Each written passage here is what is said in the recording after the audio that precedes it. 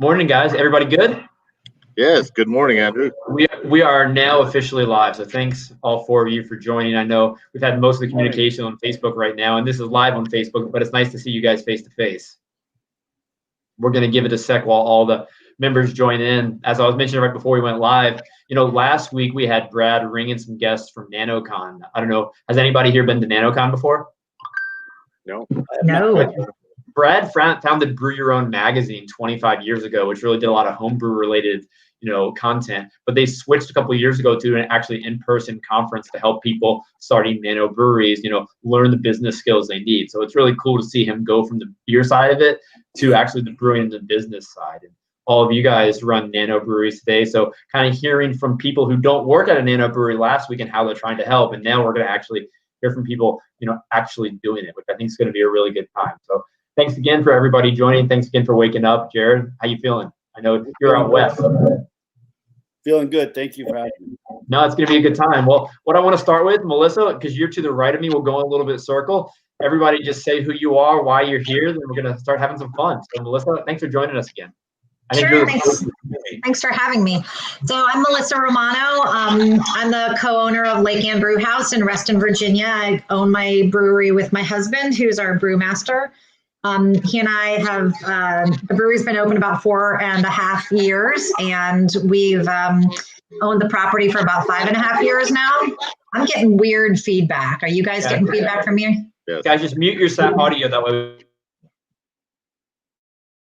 Cool. All right. Maybe that'll help. So, nutshell, we've had our brewery open a little over 4 years now, and I'm also the current representative to the Brewers Association Board of Directors for tap rooms in the United States. That's me. Glad to have you today. Thanks. And Greg, tell us a little about yourself and your brewery. Yes. Okay. Well, welcome. Our brewery is Crooked Rooster. We're located in McClaney, Florida, a little rural town west of Jacksonville, Florida. November will mark 4 years for us. We're a small shop, 2-barrel, 3.5, and then double batch into 2 3.5 uni tanks. Having a lot of fun with it. This is supposed to be our retirement plan. COVID never, we opened a brewery because we like good beer, and people drink when it's good times and bad times. COVID kind of a super weird time, but having fun with it. And in order to reopen in Florida, we had to then bring in food service, and it had to be registered under our name. So we just got done building out a kitchen. I'm excited to hear more about that as we dive into this conversation. And Jared, once again, I know it's early where you are, so thanks for waking up. In the beer world, we don't normally get started at 8 a.m. most days. But what do you do? Oh, thanks for having me. Jared Wharton. I own Forward Operating Base Brewing Company. We're right outside of Joint Base Lewis McChord. We're in the city of DuPont, Washington. So we're a veteran-owned and operated and military-themed brewery and tap room.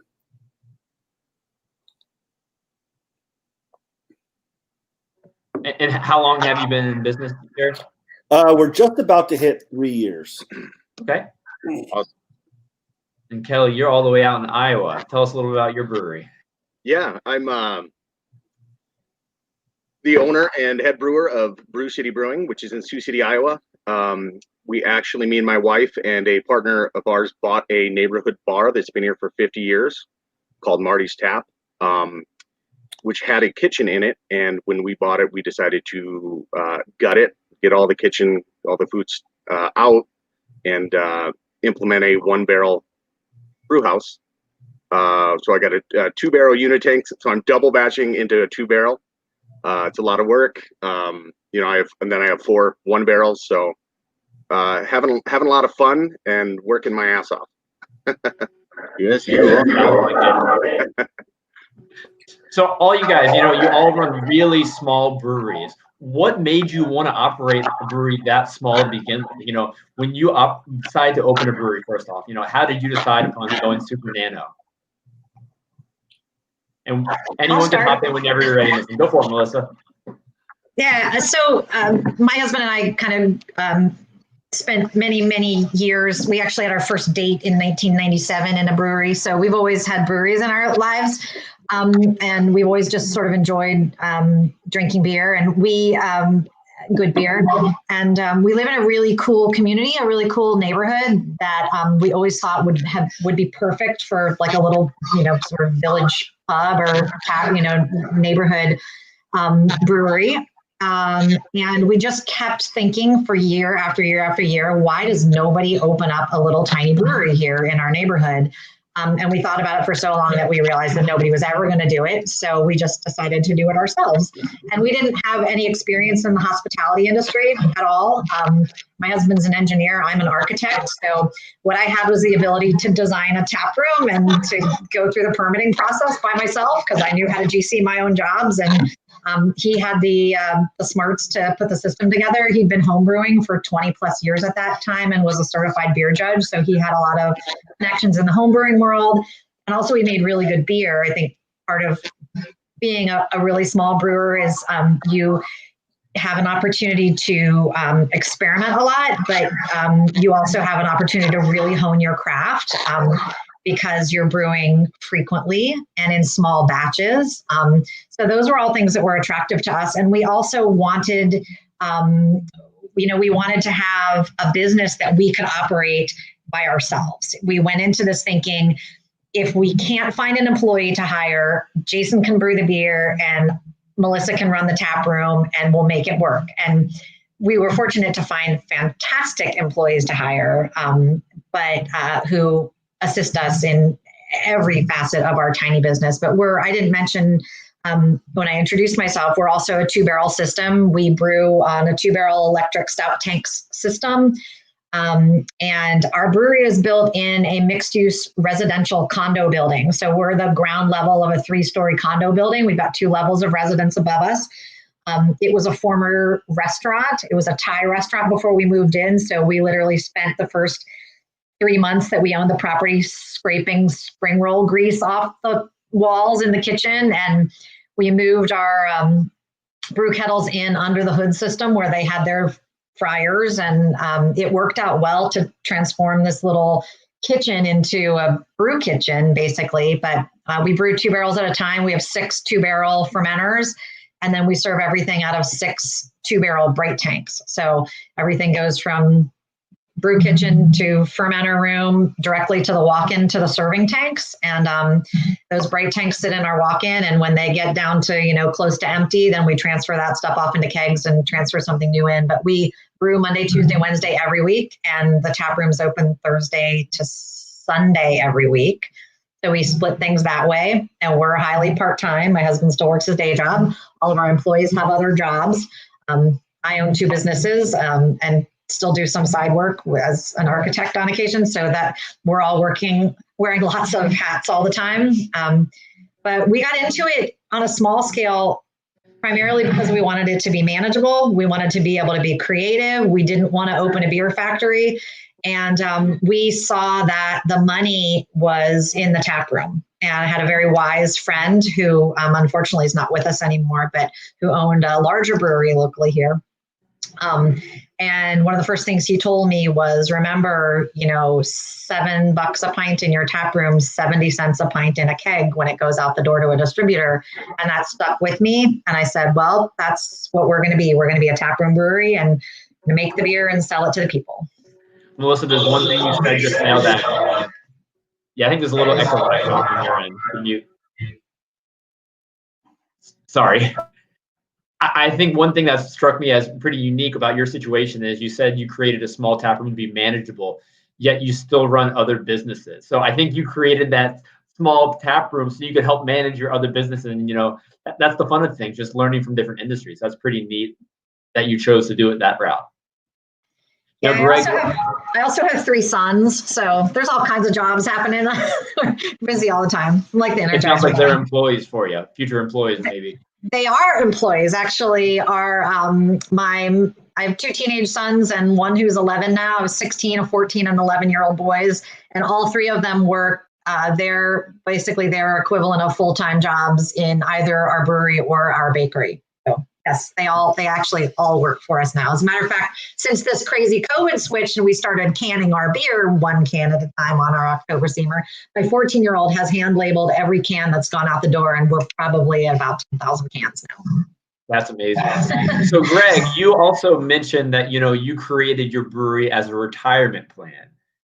When you created it as a retirement plan, did you just envision, you get to brew beer, drink beer, just talk to people and, have fun doing it? And then I guess COVID came soon after. Or what made you want to go small? Well, we wanted to go small. So we live in a very rural area of North Florida. We're only half an hour from Jacksonville, but completely different mindset out here. So we took over, much like you guys did, Melissa. We took over an old restaurant, rehabbed that, and I feel your pain about the spring roll grease. This was a barbecue joint, and the smoke was hanging in the ceilings. You can see behind me, all these ceiling panels are white. They used to be black, so we've taken all that down, redone it. The reason we went small was, again, to manage it, and manage the risk. In Florida, it's a 3-tier state, so distribution, you had to be 7 barrels or bigger. And for us, it didn't make sense financially. Like Melissa was saying, it's more profitable to sell across the bar to my patrons. And then the backup plan was, if the brewery did not work, we were going to be a sports pub. So I've got that place outfitted that I could have TVs and everything else. But the brewery has really taken off. We've become that third place in the community. And people just absolutely love it. They've been banging on the doors asking us, and we're going to open this Friday. So making that, because now we've got our kitchen approved and moving forward with that. But it was to go small, and we did not want to go out and leverage ourselves and, finance ourselves into a bunch of debt. Right now, if need be, I could just close the doors, pay out my lease, and sell off the equipment and walk away.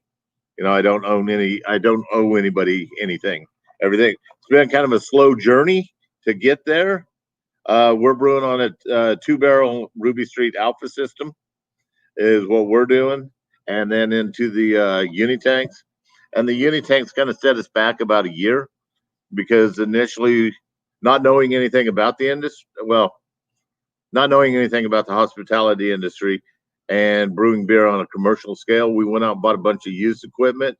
But then we got looking at the cost of having to build out another cooler and everything else. So we just saved our pennies and bought the uni tanks and said that would be the best way for us. That's an interesting point. You started a small brewery to save money, but ended up realizing, you should have done things a certain way other than what you did. What's one of the lessons you learned from just starting up with that mindset, not coming in from hospitality? I would, ask people. I would say the one thing for me is I didn't ask enough questions of why they were selling equipment. I was just like, oh, I'm going to start up a brewery, and here's the equipment I need. So I assembled a list, did a lot of market research and different other things, talked to, the big breweries in town, like Bold City and Intuition and some of those guys. But, they're brewing on a massive scale, and I knew I could never afford that. But, body that they were selling off, if I was to give advice to somebody else, find out why they're selling it. Are they selling it because they're upgrading or what? Because I bought somebody's hand-me-downs, nothing wrong with that. But when I bought the poly tanks to do the fermenting in, didn't realize I was going to have to build another cooler. We were going to go with coils, build another cooler, and then I'm going to have to move these 2-barrel tanks back and forth from the fermenting side of the house over to the cold crash side of the house so I could carb up. So that was a learning. So it is what it is. It's a journey. I'll put it that way. It's not a destination. It's a journey. 100%. Now, Jared, you mentioned you. Oh, sorry. I was just going to chime in with an anecdote to say that I understand that we were initially going to start with plastic fermenters as well. We had another tiny brewery local to us that we saw doing that. And for the exact same reasons, we've got stairs inside of our brewery and a flight of stairs to get into the back door. And we realized we were going to, it wasn't going to be possible to actually do what we thought we would with those plastic fermenters and moving them in and out of coolers. So we went with jacketed stainless fermenters, which definitely took our costs up initially, but has saved us $1 million, headaches in the long run. But our mash tun is on wheels. So after we brew every batch, we roll that baby right out the back door and grain out outside. So you do learn to be very clever when you're setting a tiny brewery. You got to be creative sometimes. Yes, indeed. You have to, definitely. And Jared, what about you? You said you had a past life in the military, correct? Yeah. Yeah. So I was in the Army for 8 years before opening the brewery. It sounds like we're a little bit bigger than the rest of you guys. We're brewing on a 5-barrel Psycho Brew system. And really it just came from my experience and being able to say, what can I control? What can I put my arms around? What looks familiar to my homebrew system? And so, again, what looks familiar to me was pretty much the basis for the whole tap room of looking like something we were familiar with seeing over in Iraq or Afghanistan. So we just kind of across the board took things we were familiar with and said, how do we use these to our advantage and our budget?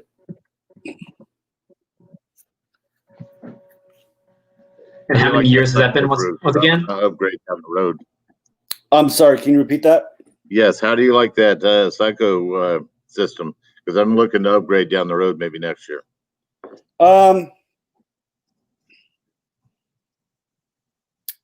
It's been okay for me if that's enough of a comment. Yep. We can talk offline. Yeah. Okay, Kelly, let's move to you. You're in Iowa. What made you want to go with the small system where you're at? Well, I was kind of forced to go with the small system because the kitchen that we implemented the brew house into is about 170 square feet. So what we did, me and a buddy of mine, Matt Hubert, who has since moved on. He's now at Golden City Brewing, in Golden, Colorado. He pretty much we were home brewing at his house. He had this nice little elaborate setup, nothing too crazy. Then when we bought the bar here, which should be about 4 years ago, it was about 2 years into it, we decided to clear out that kitchen and put in we actually started on 50 on a half barrel batches. And we were just doing it for fun. The first year, before we even had our TTB, we were just kind of brewing back there, just trying to get things, just trying to get used to the space and the little equipment we had. So by the time we got our brewer's notice from the TTB, we were ready to go. Just got our 1-barrel system in, just started going from there. We would make a little bit of money here and there, and just start buying new equipment. Buy more fermenters, buy bigger glycol chillers. It's kind of funny, here in our basement is where I have my glycol chiller. So we had to really utilize the space we have. So if you were to see what we have here, it's kind of interesting. To be able to do anything out of 170 square feet is pretty hard, but we're able to do it, and we're having a blast. Yeah, and like Melissa said before, having a small. You said 170 square feet. Yeah. 170 square feet. We're 17 by 10. Think of that. I might even have you beat. Our entire facility, tap room inclusive, is in just under 1,000 square feet. So we're gonna have to compare floor plans. I'd love to see how you do it, because, like I said, we're so crammed in where we are. People say, "Can we take a tour of your brewery?" And I say, "Well, you can stick your head around the corner and take a look if you want, but there's no tour going on back there. That's a one-man show." I would love to see what your layout looks like. If you if you go to it's brewcity.com. Brew is BRIOUX, kind of like Sioux City is SIOUX, kind of a play on that. If you go to brewcity.com, the opening homepage is a video of me kind of in there, and it does give you a little glimpse of what I'm working with. So it's a labor of love,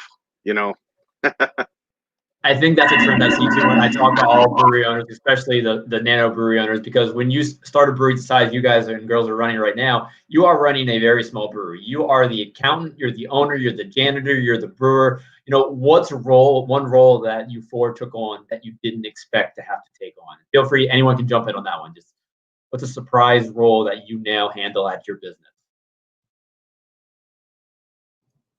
For me, it's food. We are in a retail shopping center. And so when we intentionally set up that way, we did not want to import customers like, craft beer was back in the day when everything was in industrial spaces. So having to bring in food, that's a whole new dynamic that we never planned for. We've got a pizza joint to the left of me, and to the right is a barbecue place. And so then we had to come up with something different. As far as the operations and everything Greg, else, yes. Go ahead. With regard to food, I know you posted in the group a little bit about it. What's the current state of COVID and regulations in Florida right now, and why did you have to add food? Because I know it wasn't part of your original model. Absolutely, it was not part of the model. We were going to buy a food truck and rent that out, and then just pay somebody to staff it, and then we could use it for events. But that money has since been spent on the inside, and then just paying bills the past 5 months. But the state of Florida right now is, if you are a bar or a brewery, if you do not have a restaurant license, they will not authorize you to reopen. They are expecting bars to be closed, and any microbreweries to be closed through Q1 of next year. Now, if you get a restaurant license, magically the COVID disappears. I don't mean to be facetious, but if it was about safety, okay. But once I got my license, and then $5,500 later, to build out this kitchen, now I can open. And that's it. I'm just going to say it straight from the shoulder. It's been a very political thing down here. The DBPR, Department of Business and Professional Regulations, came in and shut it down. There was no guidance or anything on how to reopen. So the Secretary of the State had to go on this little whirlwind tour of Florida to talk to all the breweries, because we were trying to differentiate ourselves from a bar. So we've got a serving license, a 2 COP, plus our manufacturing license. And they're saying, well, we can't distinguish you guys that way. So there's some legislative action that's going to have to take place this year to kind of differentiate breweries. But that's going to be a slow roll to get there. So we're basically now a restaurant. We had to reclassify ourselves as a restaurant now. Well, I'm glad you're able to be open right now. That's definitely exciting. Now, for Jared, Kelly, Melissa, what's a role that you took on that you didn't expect, or maybe not enjoy as much as you thought? I never realized how much I'd have to be a babysitter. Why do you say that, Jared? Well, we try to welcome families. We try to welcome, people in their, right now, tapping on what he was just, or, following on what he just was talking about.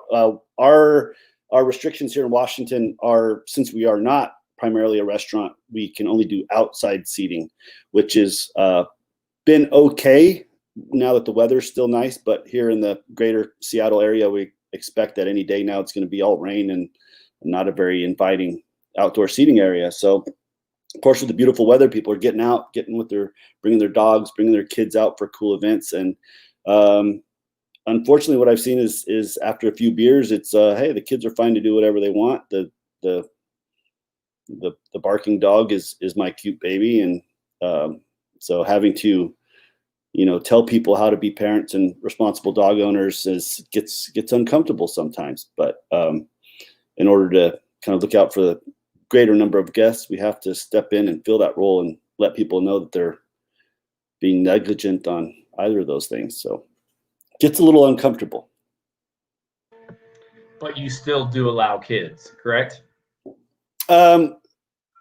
Since we're outdoor seating only, we're and right now, I mean, I'll allow circus monkeys in here if they'll pay for beers right now. So yeah. Because the name of the game is keeping the doors open, and unfortunately we have to set some of our personal feelings aside and just realize that we are all in this together. And there are a lot of people who have been cooped up in their houses, and they do feel like, hey, it's cool, we got to get out and enjoy life a little bit. So I'm glad we could be there for that. And we try to keep that in mind as well. But yeah, the cold hard reality is that, hey, if that circus monkey's holding a credit card, they're welcome to come in my doors right now. So yeah, I think that's a really good point. I think brewery visits have become more intentional. Before they were a little more spontaneous. I'd hit 3 breweries in a week, but now if I'm going to a brewery with my wife and my kid, and we're not gonna go, cause a scene, we're gonna go sit in the patio, be respectful. It's like you want your guests to be, Jared. But what we do when we go out, we're going to plan that visit. We're going to go to the one brewery we want to support that week, and we're going to put a lot of thought into it. And I think that's what, as consumers, are doing right now, but also as brewery owners, you want them to choose your business, and you'll take whatever you can get right now just to survive. Now, Kelly and Melissa, what's that role that you took on that somewhat surprised you? I've been continuously surprised by the amount of marketing that I have to do as a business owner, and especially as a small business owner where starting out, you can't afford to pay somebody else to do that. So for me, taking on the role of, owner and trying to run my tap room and, I spent basically the first year that we were open behind the bar at every shift, even though we acquire this great staff that is super trustworthy. I would still come every night and help them close out until I got to the point where I was like, oh, finally, I think, I was able to give up the baby. It's like being a parent. And I am a parent. And like Jared said, we're a family-friendly brewery. We've got kids and families, and we try to cater to them as much as possible during the early stages of the closures here in Virginia when we're extremely limited already in our seating just because we're so tiny. We're in a lakefront community, so we've got a big outside deck that's on the water, but we still got to keep people 6 feet apart. And when a party of 1 or a party of 2 comes and sits at one of those 5 tables on my deck and takes up the space that a party of 6 or 8 could be in that same table, that's rough.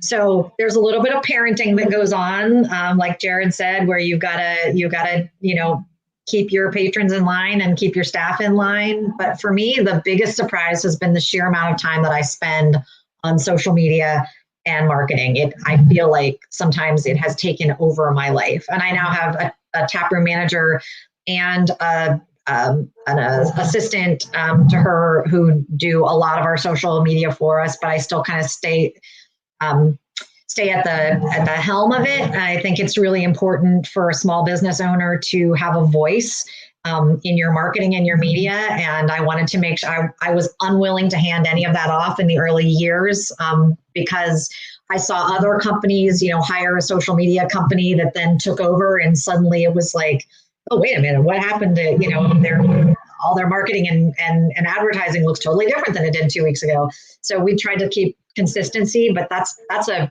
like a chore that never ends for me. So. Yeah, I've stated this before. I think craft beer these days is arguably just as much marketing. I mean, you got to make a good beer, because if you're not putting a good beer out, the marketing will fail eventually. But marketing it's such a value that you need to be good at in a brewery these days. That's a really interesting point you put out there, Melissa. Now, do you find that you're doing more marketing now than you did 4 years ago? Oh yeah.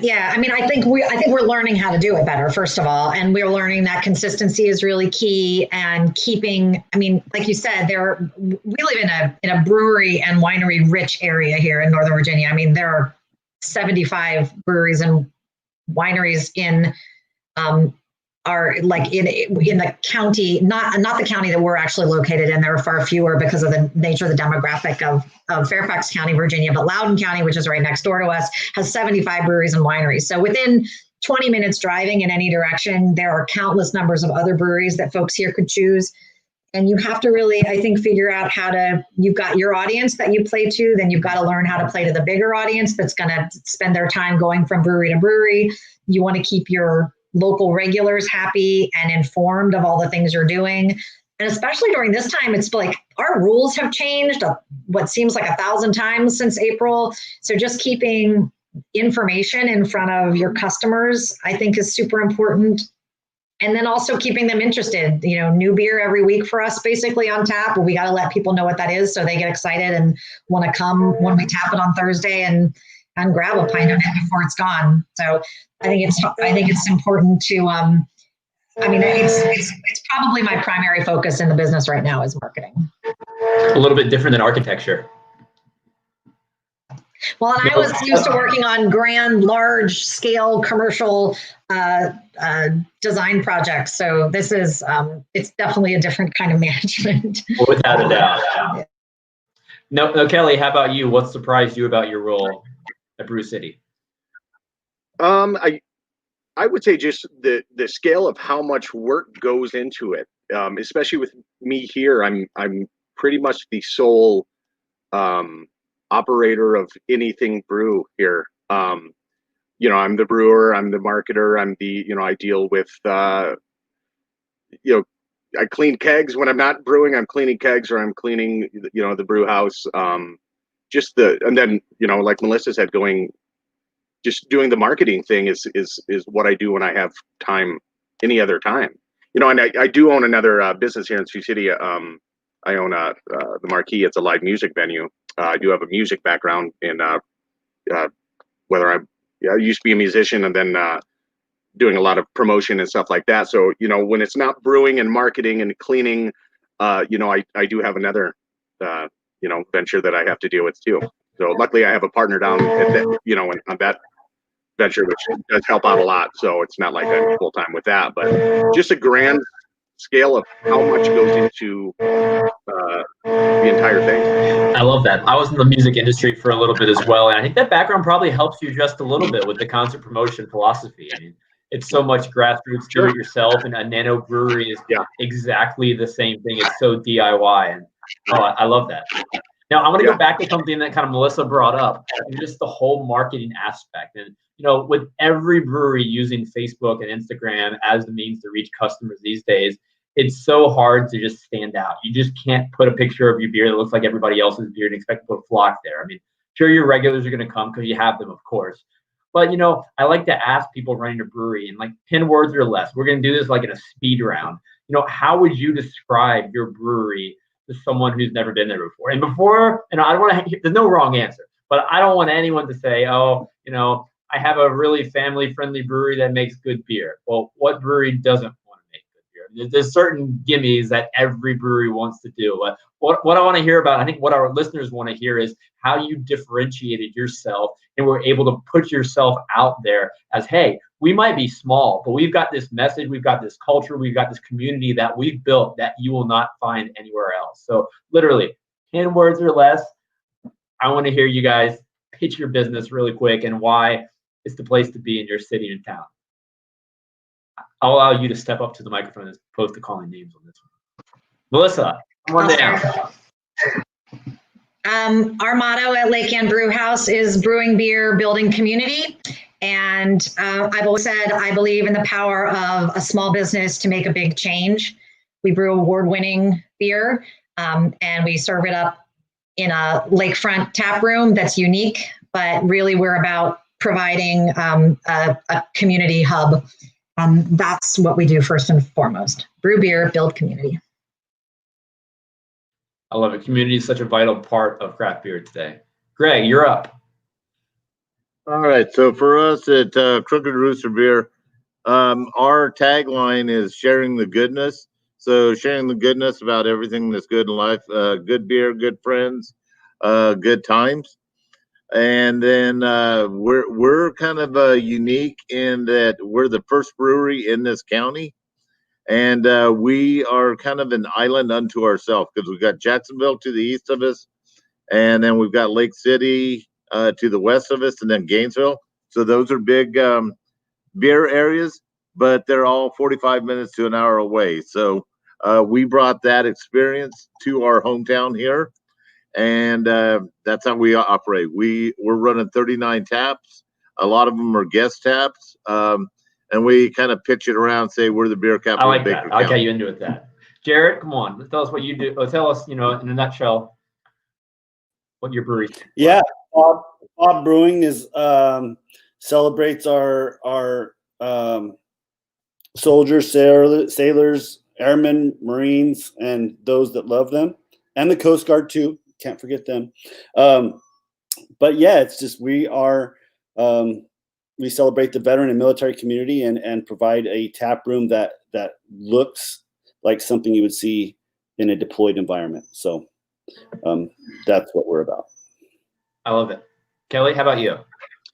Well, our motto here is we like to call ourselves Sioux City's finest dive brewery, because if you ever were to come here, the place Marty's Tap, which has been here since 1969, is kind of a historical bar here in Sioux City, and implementing the brew house, or the brewery part of it is it's definitely an experience. You come in here and it's kind of your neighborhood dive bar with, oh my God, you guys have your own beer?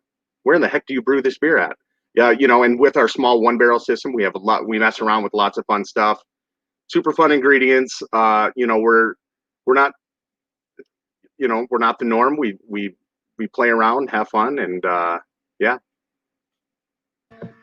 I love the energy all of you have today. It's great. The dive bar brewery. I mean, that's just a fun little tagline there. I love it.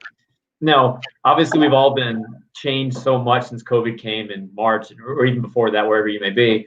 But looking at the past few months, what has been your most successful promotion, event, marketing campaign that you've done through the pandemic? If you had to pick one, tell us a good story. So there's no fairs, there's no festivals going on right now, and a friend of ours is a firefighter that has a side hustle as a funnel cake food truck, and so it's just been killing it. When they come and post up outside of our brewery, it's just everybody's getting that fair food vibe that they're missing out on, and it's just been an absolute, like, we have people showing up at 3:00 on a Thursday to eat fried dough and ice cream, and it's just been awesome. And I never thought the two things would go with beer, because I certainly don't crave a beer with ice cream and pastry, but apparently a lot of people do, so it's been pretty awesome. Well, obviously you can't do like a beer pairing dinner, but have you done like a beer pairing dessert menu with his funnel cake truck? Well, I am now. Yeah, you have like a 5-course funnel cake meal. One with ice cream on top, one with banana split, however you want to do it. But one with apples, oh man, you're making me hungry. Who else wants to share something effective that's worked for you the past few months? Ours is a little more serious here in Florida. So we launched a campaign, Save Florida Beer, and then worked that also with the Brewers Guild. And then they helped draft up some language that we were going back to the legislators with, and we use that as a tagline. We've got some coasters made up for it. We were going to get shirts made, but never got around to getting that done.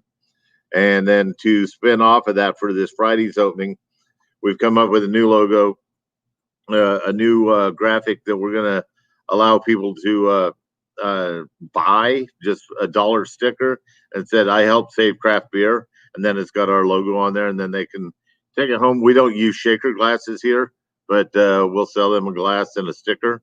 And then they've got their own little glass to take home and say they help Florida beer. I hope you have an awesome reopening on Friday. It's going to be exciting. Thank you. Now, Melissa or Kelly, let's hear about what's working at your place right now or over the past few months. Yeah, so as was already mentioned, we because of our unique location, we're in this this very cool sort of waterfront lakefront plaza. Our community association hosts a number of really big events every summer, and we actually have started in the 5 years that we've been there. We actually started several of them. We have the world's largest cardboard boat regatta in our lake. We actually won a Guinness World Record for it last year for having the most cardboard boats in our race. So we do a bunch of really fun stuff. We have music festivals and all this stuff. And those events and some of our charity fundraisers, all those events are charity fundraisers, but some of our smaller charity fundraisers are our biggest sales days of the year. So this summer, we didn't have any of our music festivals. Our cardboard boat regatta was canceled. Our stand-up paddleboard triathlon was canceled. We do a really fun race called the 0.5K. which is 650 steps down the sidewalk in front of our brewery to a turnaround station where you get a donut at the halfway point, then you walk back for a beer, and it raises money for our local food pantry. So those are the kind of things we like to do, silly, fun stuff. But we, of course, didn't have an opportunity to do any of those this summer. One of our biggest fundraisers every year is that we have a huge fundraiser for our local high school's food pantry. We call it the Luau on the Lake. So this year we did an in lieu of the luau on the lake, since we couldn't congregate in June, or that was at it's usually Memorial Day weekend. So we did this sort of alternative festival where we had basically drop off donations and pick up beer. And we donated a lot of the money, we donate a lot of most of our proceeds on those days back to this food pantry. So that ended up being a great event for us this year to get people in, not only to bring the donations like they would have if we had had the party, but they came anyway, dropped their donations, and then picked up beer to go, which was awesome. So I think this whole year for us so far has just been about being super creative and taking the things that we would have normally done anyway and trying to figure out how to reconfigure them to make them work, regardless of whether or not we can have, several hundred or several thousand people congregate in front of our brewery for one of our events. So we've just had to be super creative, nimble and creative. I love it. I think that's what the past few months have been about, just really trying anything, getting as weird and creative as you can and just seeing what works. And Kelly, what's worked for you? I would say, owning the live music venue here in town, or a live music venue, having a close relationship with the local musicians here.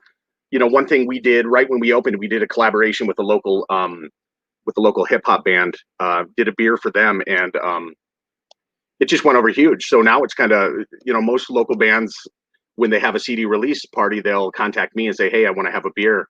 Let's collab, and I'll get them up here. We'll have a beer and talk about what they want to do. And the last one we did was it's called Impending Bloom for a band called Ghost Cat. It was a honey hibiscus IPA because that's what they wanted. And I said, let's do it. And so we did a honey hibiscus IPA for their CD release party. And we're a little small up here to have a live music, any full band stuff. So what we do is we have listening parties. So we'll do local band collaborations, and we'll have a listening party where they invite all their friends, and that's something we've been doing since we opened. So we have this kind of cool little personal touch with the local music scene here, and which in turn, it's great because we have a lot of local musicians coming up. A lot of them, are our regulars, and it's just a pretty cool vibe. As far as the last couple months, in Iowa, we are wide open here. We're, we opened May 26th. We had a 50% capacity for 2 weeks, and then that lifted to 100%. So, we're definitely dealing with it way differently than, Greg down at in Florida. It's kind of the Wild West here in Iowa is what people say. So we, as a business owner, we've been kind of lucky being able to be open.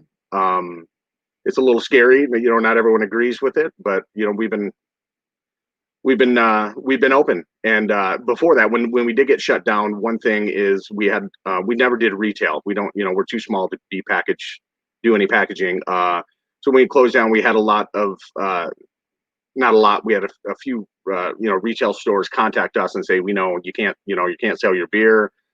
So we want a few cases of your cans. So we actually did a little production brewing here for a while. Me and my wife would get here early in the morning, and we would can our asses off. We have an October, can steamer, and we would do it all by hand, and we would sell 100 to 200 cans a day, which is amazing compared to our normal 3 to 5, depending on, it's a slow day. So that was pretty cool to have the community help us out when we were shut down. But since we've been open, like I said, we're lucky to have 100% capacity here. You are lucky. I'm glad you're in good health, and I love the pivots that you've done. I love your involvement with the music industry because outside of hospitality, things like that, the music industry is suffering so much right now. So if you're able to help them out, they're possibly they're hurting worse than we are right now. So Oh, it's yeah. very, very frustrating because their lifestyle is on pause right now. So it's great that you're working with another industry also suffering and getting your community behind it. I absolutely love that. I would love to talk to you more about that in a greater conversation because it's fascinating. But so I know Melissa's mentioned it, Kelly, you've mentioned it. You've been canning a little bit. I don't think, when you start a Nano Brewery, you say, hey, I'm going to can my beer. Greg and Jared, have you guys done any of that? Yeah. Similar to what Kelly said, when everything first shut down and we were limited to only to-go beer or outside sales, we pretty much immediately sold off every growler, every bottle, every can that we had in stock. And like Kelly said, me and my wife and a buddy were just down there, getting soaked with our October Seamer and filling up everything we could. And it's always been part of my plan. And I think that's one of the benefits that allows me to have a little bit of flexibility with a little bit bigger brewery. So I usually, I don't always do it, but one of my plans is that I set aside a keg or so of each batch of beer and, either can that or bottle that or whatever. And then we also we are doing a lot of barrel aged stuff. So we do probably, 6 barrel aged beers a year. And so it's that when being able to release that during the shutdown was a real positive to have, a few hundred bottles of beer at a high price point because they were, bourbon barrel aged for a year. So we charged for it. But I guess you're lucky enough to have the space to do that. Yeah, we are a large space. I planned on being bigger from the get-go, but as I said at the beginning, was that I had to go with what I could afford, and then I had to go with what I felt I could control. If I think Melissa touched on it, but if everything goes bad and I have to do every job in the brewery myself, could I do it? Yes. Would I hate my life? Absolutely. But yeah, that's kind of how I design things. So, and we are bigger. We're 4,400 square feet, huge tap. We fit 150 people, and now we're down to 50 if we're really making people uncomfortable with social distancing. But it's been rough. No, Greg, what about you? Have you guys canned anything through all this? No, we were going down that path, and we ordered our October thing right before COVID hit in March, and then it was back ordered.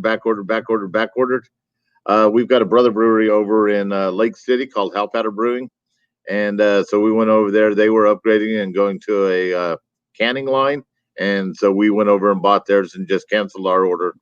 And we expect to start canning on this next batch coming out, and it's just going to be our local beers. Like I said, we've got 39 taps, so we've got a lot of guest taps, but anything that's going to be canned, it's just going to be Crooked Rooster beer.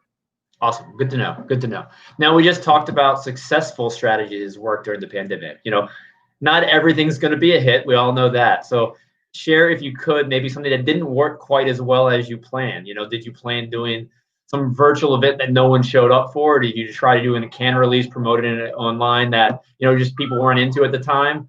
What's something that didn't go as well as you had hoped it would since the pandemic started? Melissa. I'll jump in real quickly. I think we experimented a lot, obviously, in the beginning of the shutdowns with doing sort of, virtual happy hour and all that stuff. And I wouldn't say that they were unsuccessful. It's just that it was a lot of effort and energy that we were putting out for not a lot of return. So I think you, as a business owner, you have to sort of make the decision, like, does it, is it going to help me to still, try to host my Thursday night trivia virtually online and hope that people will pre-order my beer and come pick it up in time to get home and do online trivia together? Or is that really not going to work? And for us, we didn't see any change in our sales numbers putting out the extra effort and energy to try to do those things, virtual book club, virtual happy hour, virtual this, virtual that.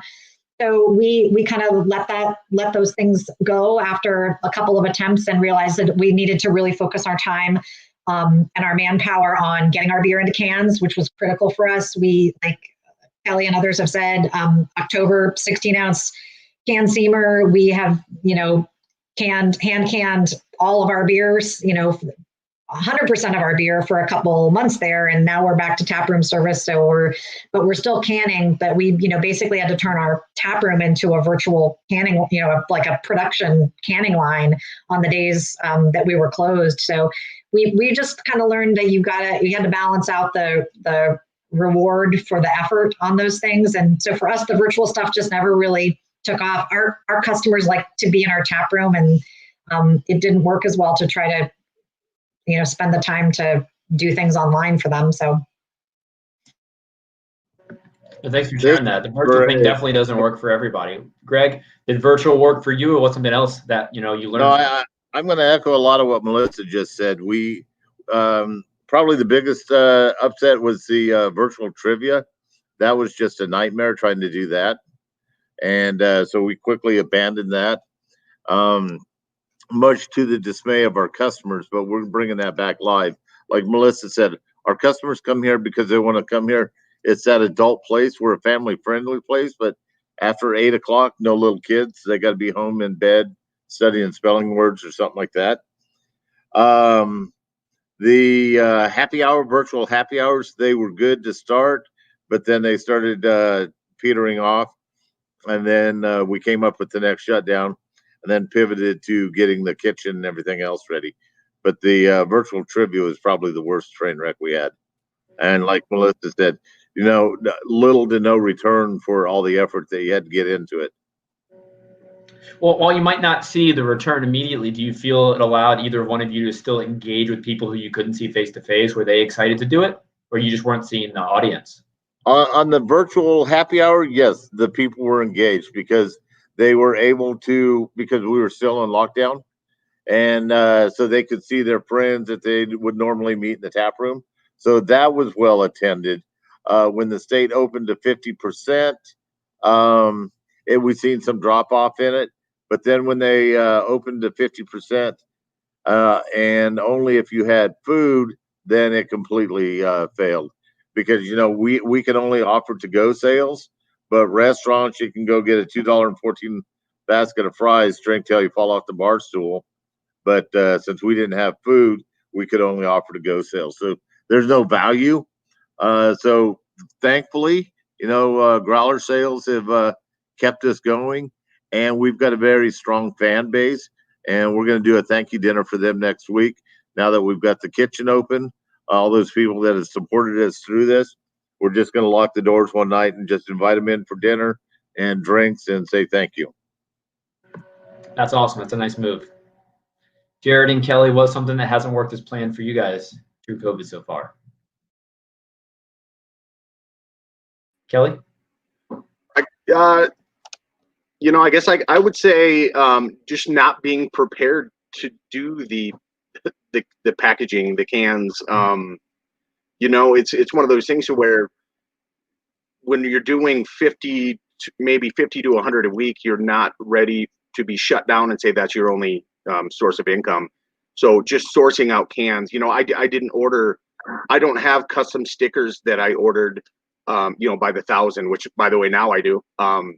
But going into this, I was literally ordering on Amazon, trying to overnight these Avery stickers that would actually stick, but on the can. But after they got cold, they would shrivel up. And I mean, just the cost we spent into stickers, and just buying I didn't have a pallet of cans on hand when all this went down. So just sourcing them out, and I would think with cans and sticker, I was over $1 into the packaging costs. It was the only thing we could do, and that's great. Hindsight's 2020. If I'd known this was coming, I would have been prepared for it. Obviously, we didn't. No one did, so I can't complain about it. But if there's something I guess I would have changed is possibly be prepared if something like that happened again. I want to hear from Jared, but we're definitely going to go back to that be prepared comment you made because I feel it's very, very important. Now, Jared, let's turn to you for a second. What's something that didn't go quite as you expected? Besides this whole pandemic in the first place. Right. I'm going to take a different tack here. I will echo some of the things Kelly said of, I wish I had pallet of growlers on hand. I wish I'd had, a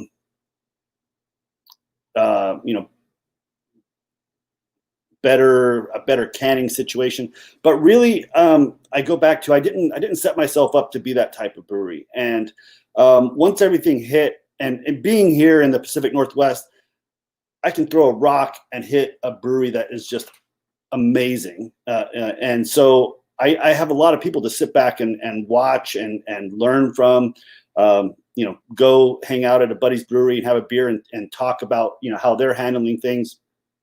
And what I saw a lot of was people spending a lot of money. And it dawned on me, I'm like, I'm in a time where I need to, cut costs wherever I can, save money wherever I can, not spend money if I don't have to, and take a knee and see if I can weather the storm as long as I can, because I didn't want to be chasing my tail and trying to spend a lot of money for a better canning setup, spend a lot of money on growlers, because really the question was, are they going to come buy them? And I couldn't say yes for sure to that.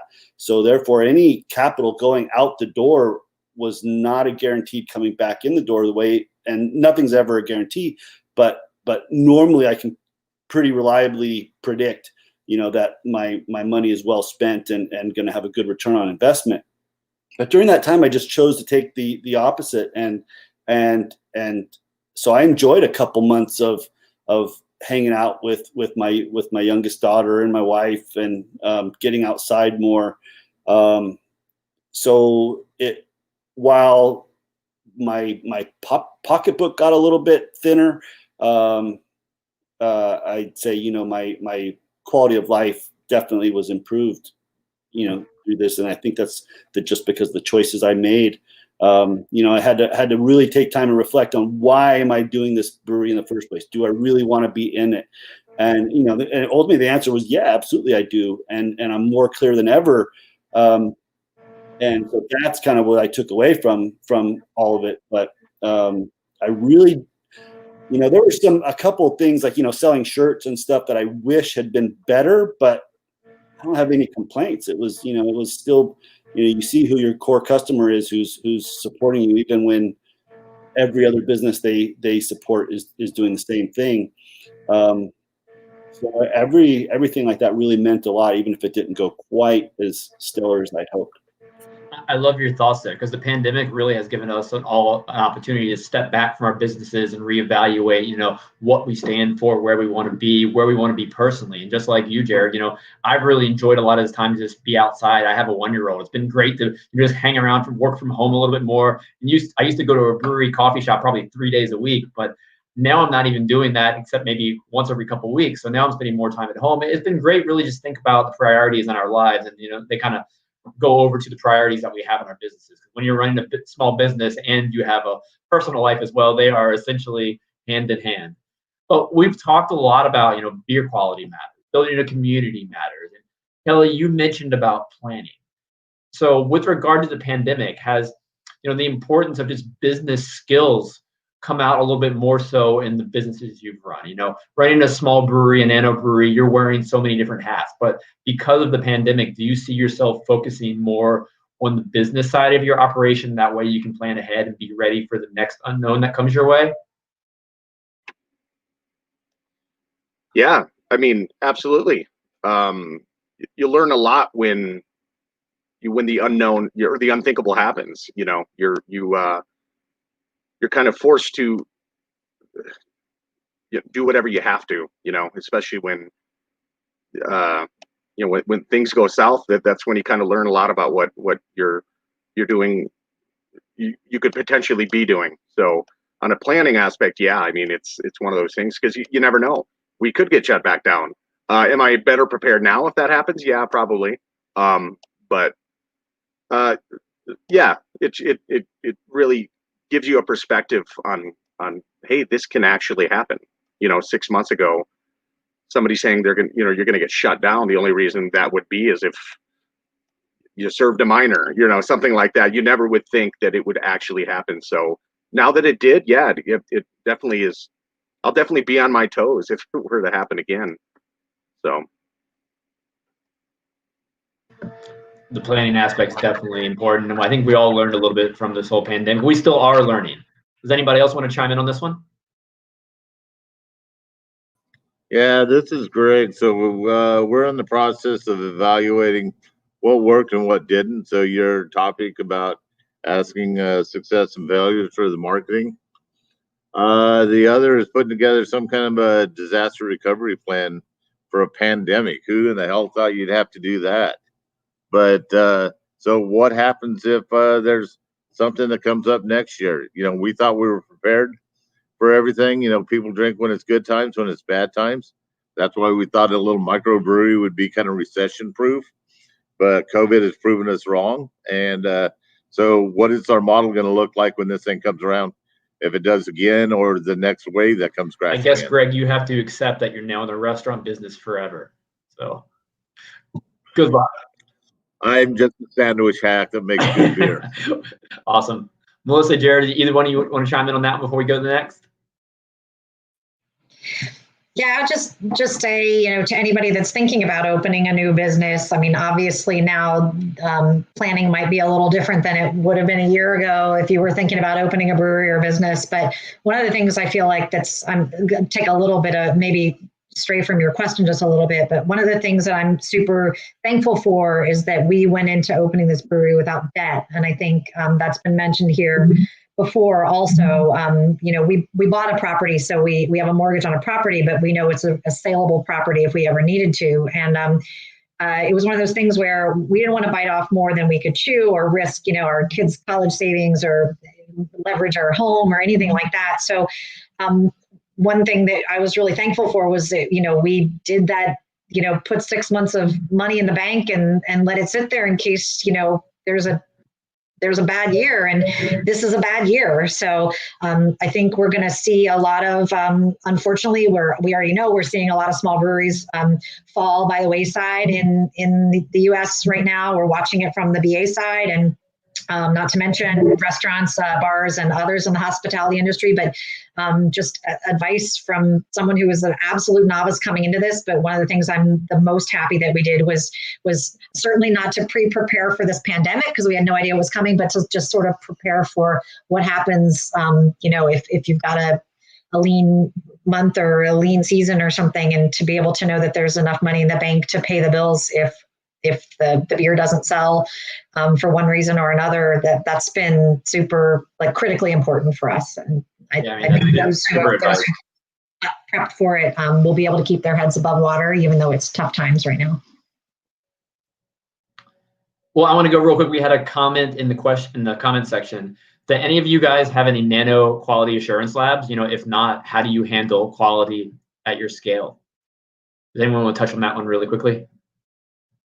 Oh, this is such a good question, and it's not my area of expertise, but something that we focus on, and having this. Oh my gosh, we could do an entire another hour on talking about this stuff. I think it's critically important for QA QC to happen regardless of the size of your brewery, and to put out the very best beer.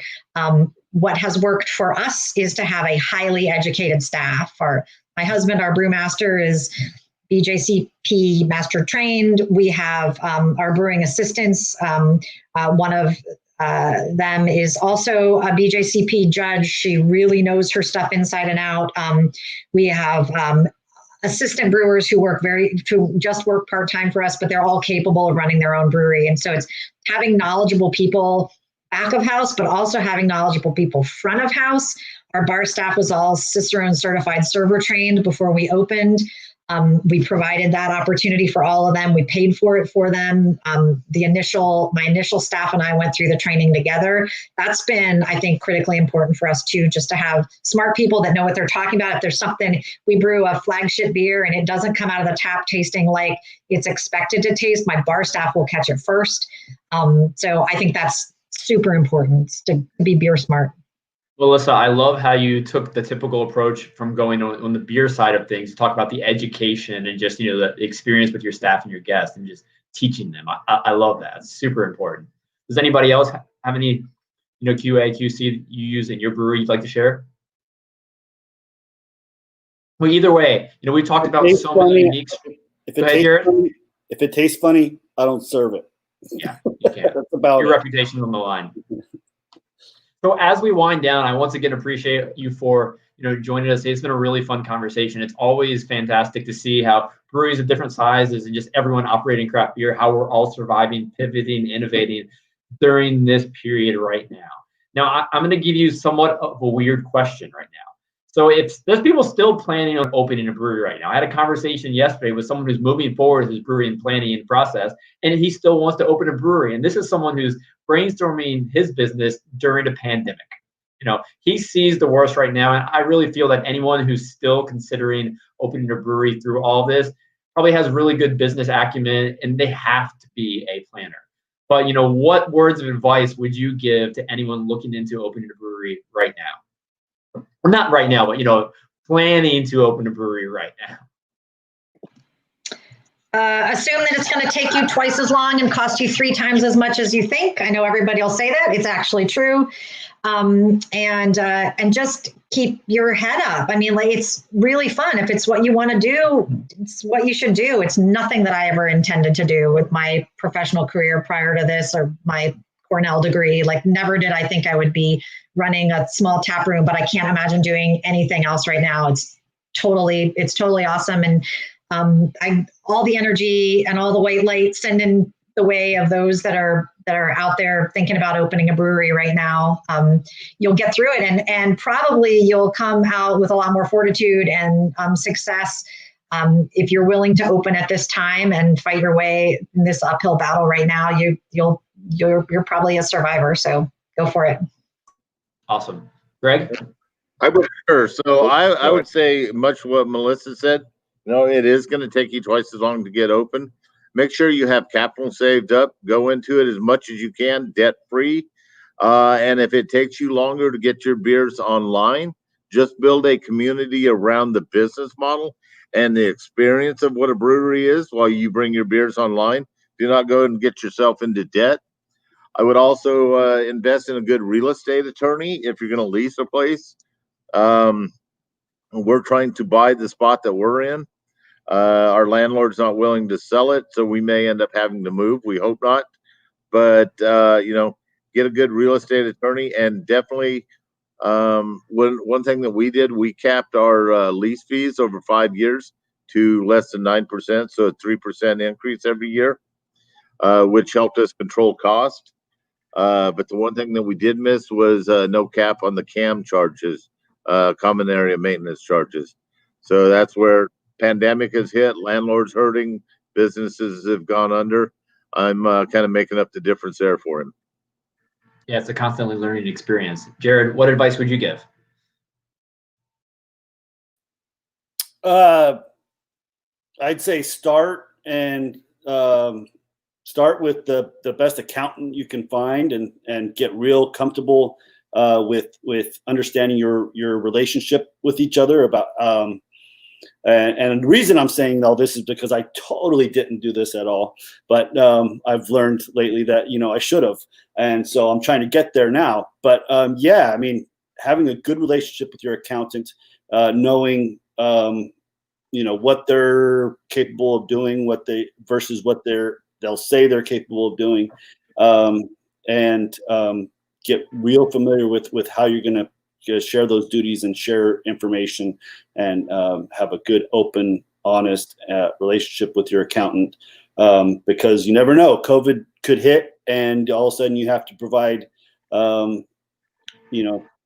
different types of statements and different types of forms to various government agencies and charities and what have you, that at the last minute, and when you're trying to learn that on the fly, it can be tough. So start early with what Greg said. Have a good attorney in your back pocket, and have an even better accountant in all your pockets. So yeah, don't be afraid to reach elsewhere for help. Ask your fellow brewers, ask your community members, ask experts who know more than we do. And last but not least, Kelly, what are your words of wisdom? I would say, aside from the accounting and all that stuff, I would say, work on your beer, because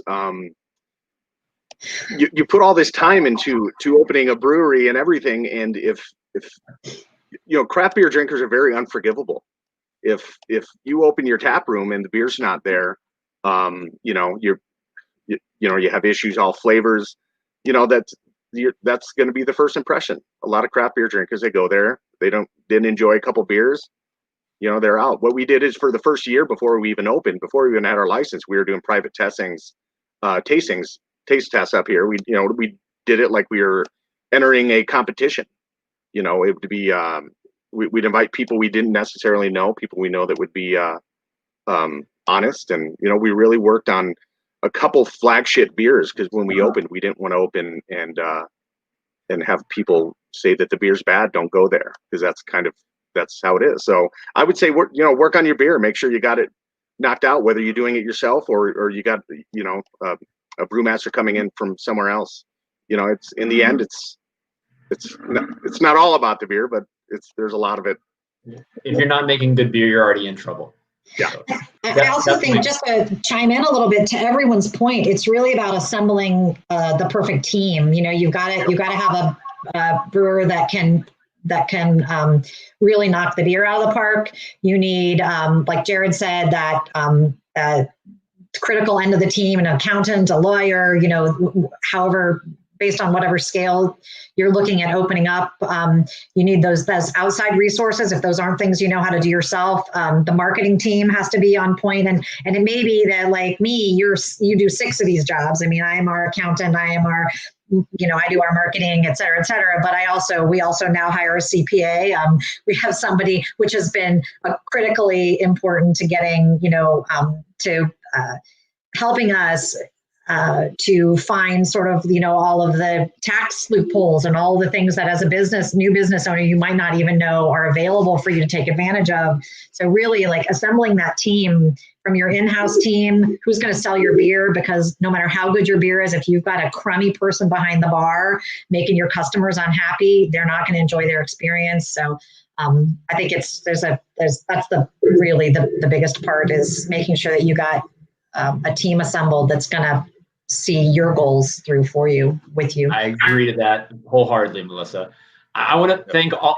Go ahead, Greg. Springboarding. I was going to say, springboarding on Melissa's comment. Yeah, hire for enthusiasm and personality. You can teach them beer, but hire for that, because they are the experience. I'm not here 24/7. I've got an IT consulting firm that I do as well. And so they have to be here, and they have to be the ones. They're the face of Crooked Rooster when I'm not here. So having that front of house person is critically important. No, I love all the fantastic insight all 4 of you gave today. Melissa, Greg, Jared, and Kelly, you're all in different parts of the country, but you're doing so much that's so similar, but so much that's just so unique to your own, areas. I really love learning from you. I know the group really appreciated it. Hopefully next time we're doing one of these conversations, it's not virtually. Hopefully we're having a face-to-face someday with the beer. I hope to visit each of your breweries someday, but I know you're very busy people running maybe 1 or 2 or 3 businesses. So good luck with the rest of your days. Everybody who's watched, thanks for tuning in, and we'll see you guys next week. Bye, everybody.